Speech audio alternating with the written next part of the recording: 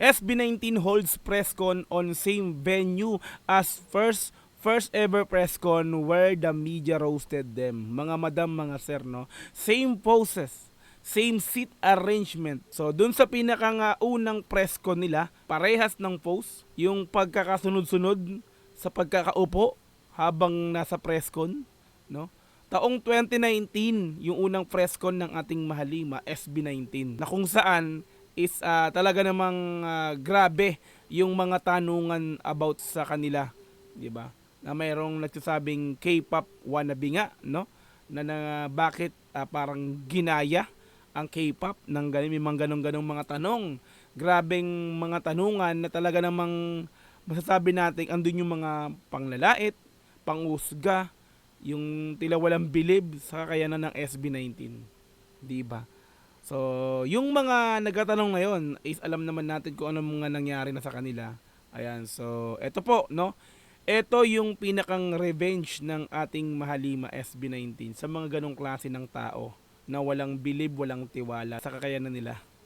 'Di ba? So dedicates new journey to the young SB19 of 2019. Okay, so mula sa channel ni Ma'am Miss O, no? So ito papanoorin po natin 'to, no? So dito natin makikita kung paano yung pinaka naging comparison doon sa taong 2019 na presscon at sa taong kasalukuyan, which is ito nga pong 2026. So yun, so panoorin muna natin yung pinakang video. Let's go. This exact venue, exact venue. siguro I think SB19 holds latest press con on the same venue as their first ever press con where the media roasted them. Well, let's go, Mizo.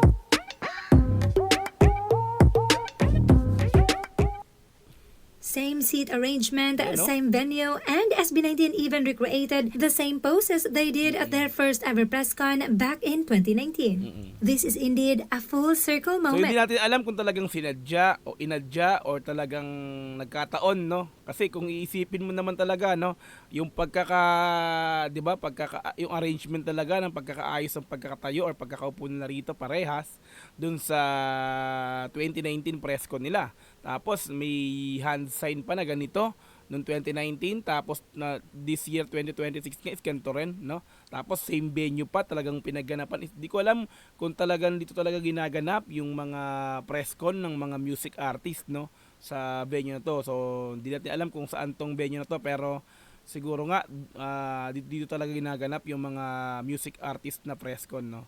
So yun. So, 2019, alam naman natin na ang ating Mahalima is kung paano talaga tanungin ng mga press dito, no? So, paano tanungin na talagang may laman yung mga tanong, no? So, talagang talagang grabe, no? Na tila talagang parang sinasabi doon is talagang mangungopya, manggagaya ang Mahalima SB19 sa Korea, no, which is yung K-pop nga po. Nasabihan din sila doon na mga K-pop, mga copycat na, 'di ba? Mga ganun, 'di ba? So, tulad yung pinaka-video. The first ever press con back in 2019. This is indeed a full circle moment. Now in their Wakas at Simula press con, the boys reminisces that unforgettable interview and how Yan. far they've gone. Unforgettable talaga yan. Talaga hindi makakalimutan ng especially ng Mahalima at the same time syempre ng 18 kasi nga talagang grabe yung mga sinasabi ng mga press dito. So naalaala ng lahat, no?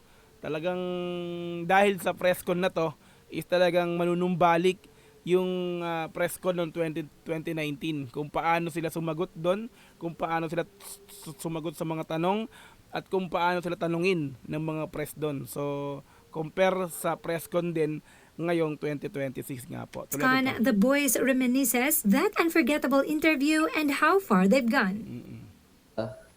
P-pop, di ba? So, siguro mag-share lang po ako ng interesting fact. Okay. For us, honestly, this exact venue, Ni Ken tsaka ni siguro, Justin. I think it was like, maybe 5 years, 6 years ago or something, 6 baka years. 4. During that time, 6 years mahigit no na. one really actually considered or know anything about P-pop. So we were roasted by a lot of media. Kasi nga yung panahon na yon talagang wala pang P-pop sa Pilipinas. Syempre, no? So ang nagtatag ng P-pop is ang SB19. So sila yung nagsimula na kung saan is talaga namang dumami na ang mga P-pop sa Pilipinas. So walang P-pop pa nang wala pa nakakaalam na wala pang alam ang mga tao about P-pop. So inexplain nila na ang K-pop is Korean pop, no? Doon sa interview ng 2019. Inexplain din nila na sa Pilipinas, which is Pinoy, Philippines is P-pop nga naman talaga, no? So sila ang nagpakilala ng P-pop sa Pilipinas. Nandun yung sinasabing talagang kinopya lang sa Korea, 'di ba? Ang suotan, may mga ganun pa, no? May mga nandalait, 'di ba? Na kung saan is still talaga ang pinunterya, 'di ba? So sa mga hindi pa nakakanood ng interview na 'yon, so maraming video na 'yon, no? Yung maraming video sa YouTube noon about doon sa 2019 press con nila, no? So ito lang yung pinaka video. Know anything about P-pop. So we were roasted by a lot of medias, and they told us, how are you gonna introduce P-pop to the world or to the yan. Philippines? And right now, siguro sabihin ko lang, David, but during those times, unplanned siya, na parang they were stereotyping us na copycats. Yan. So, nagkaroon pa kami ng konting discussion. How are we going to call ourselves? Ang mga tandaan natin na talagang si Josh din talaga yung nagsasalita noon. Talagang siya yung nagsabi doon na kung paano, kung in-explain niya kung ano ang P-pop, no? Kung ano ang kaibahan ng P-pop sa K-pop. So, siya talaga yung pinakang nag-explain noon sa mga press na nagtatanong sa kanila, no? So, yun, nakakaano lang na ito, nanumbalik na naman yung alaala about dun sa interview na yun. So, ito lang yung pinaka-video muna. Nagkaroon pa kami ng konting discussion. How are we going to call ourselves, di ba? So, I told everyone na medias, yung mga parang interviews namin, I said, P-pop po yung tawag sa amin. Kasi ginagawa kami K-pop Filipino. Ayun, Which is very, syempre for us, in a way, we respect it. Syempre, we respect all genres and we get inspirations from them din naman. We're not gonna deny that. But, syempre, yung parang feeling na stereotype ka, it hurts us. Kasi we're Filipinos, di ba? And then, ayun, I think, right now, tulad nga nasabi ko, it's given. We don't really have to say a lot or it's more than enough for us na na-introduce namin siya na-inspire namin yung mga tao to join this movement. Yun yung sinasabi ko, 'di ba? So talaga na-inspired ng SB19 ang iba, 'di ba? Kaya nga nagkaroon ng mga P-pop ngayon 'di ba? Dito sa Pilipinas dahil sa kanila, sa SB19. 'Di ba? So yun, no, ang interview nung 2019 ay talagang malaking kumbaga kung mapapanood mo yung interview nun, tapos kung andito pa or nakakanood pa ngayon yung mga nagtatanong doon sa Mahalima, no. So siguro masasabi nila na eto na, di ba? Kami yun yung sinasabi dito ni Josh. Kami nagtanong ng ganun. Parang suntok talaga sa kanila, no?